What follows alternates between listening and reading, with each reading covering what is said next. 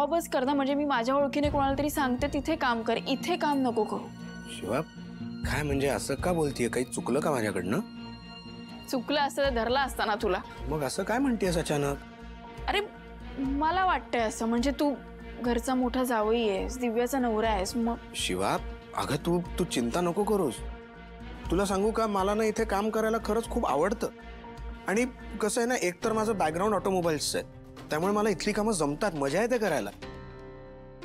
आणि दुसरं म्हणजे इथे राहून मला कमीत कमी दिव्याच्या आजूबाजूला तरी राहता येतंय ग. काहीही झालं तरी दिव्याच्या मनात मला परत घर करायचंय, ते खूप महत्वाचं आहे. त्यामुळे प्लीज मला इथे काम करू दे, तू काळजी नको करू. सगळं हे बघ तुझं बरोबर आहे, पण मी आता तुला एक गोष्ट सांगितली ना, तुला कळेल मी काय बोलतेय ते. काय झालंय?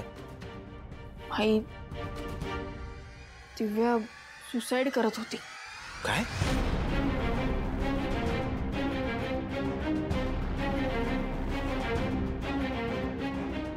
हेच तर दिव्याने मला त्या दिवशी सांगितलं होतं, आणि आता परत शिवालाही हेच सांगितलं.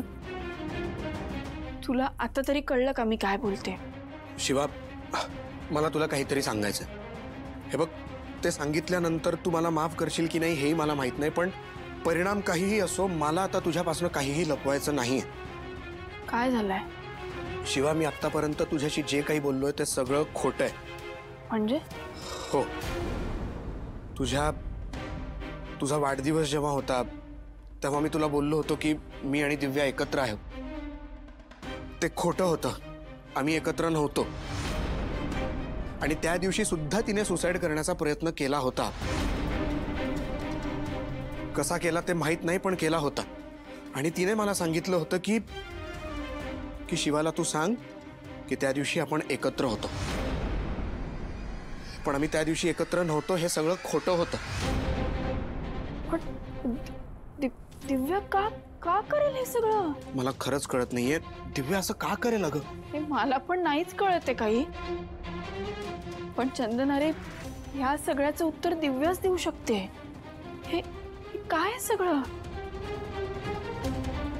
आधीच हे सगळे माझ्या टेन्शन मध्ये.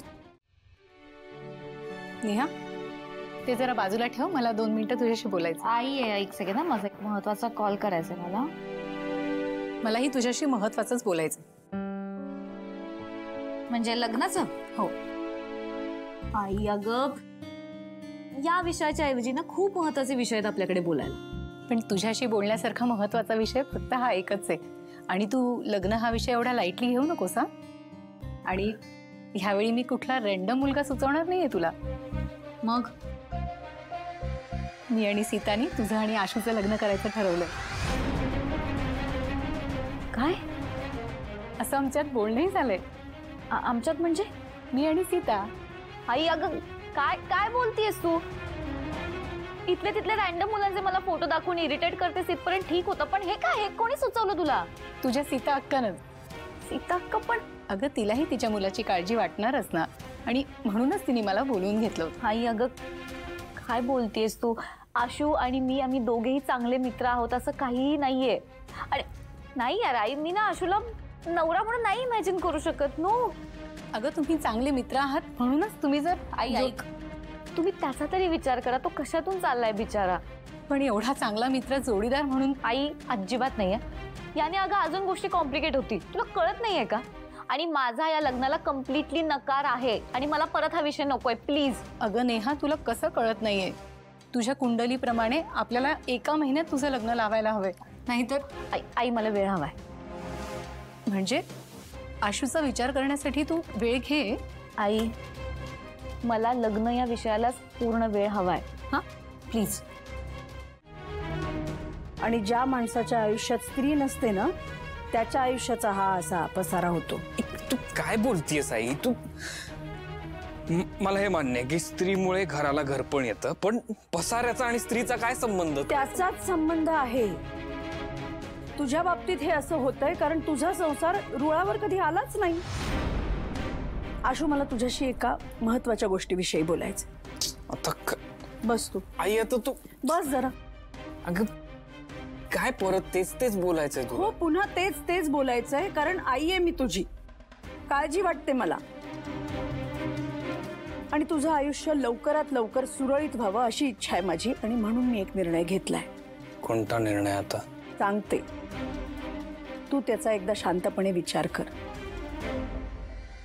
आशू, तू नेहाशी लग्न करावंस असं वाटतंय मला.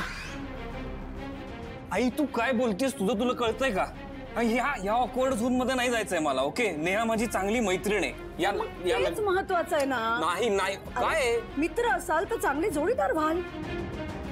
शिवाही माझी मैत्रीण होती. ती मुलगी वेगळीच होती. नेहाचं तसं नाहीये. काय? नेहाला आपण लहानपणापासून ओळखतो. दोन्ही घरचे एकमेकांना ओळखतात.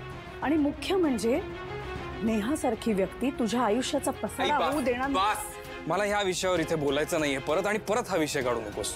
तू जरा एकदा विचार तरी कर शांतपणे. एवढंच. आई मी तुला स्पष्ट सांगतोय की माझा या लग्नाला नकार आहे. ओके,